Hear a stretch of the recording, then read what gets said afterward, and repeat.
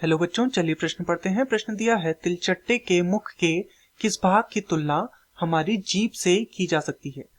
तो इस प्रश्न में हमसे तिलचट्टे के मुख के उस भाग के विषय में पूछा गया है जिसकी तुलना मानव में जीभ से की जा सकती है। अर्थात इस प्रश्न की जो मुख्य अवधारणा है वह तिलचट्टे के मुंह की संरचना के विषय में है। तिलचट्टे के मुंह की संरचना।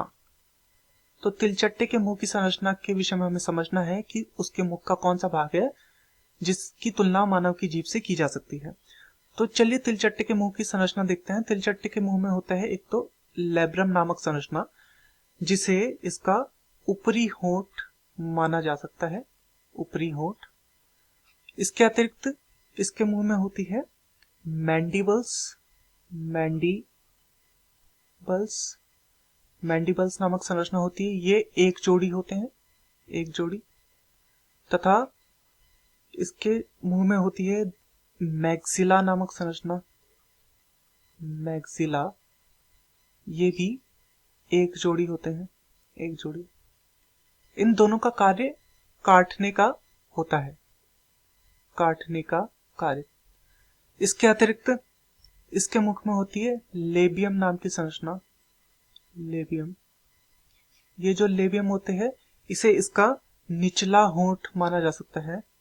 निचला होंठ, लेबियम। तथा इसके अतिरिक्त एक संरचना होती है जिसका नाम है हाइपोफैरिंक्स।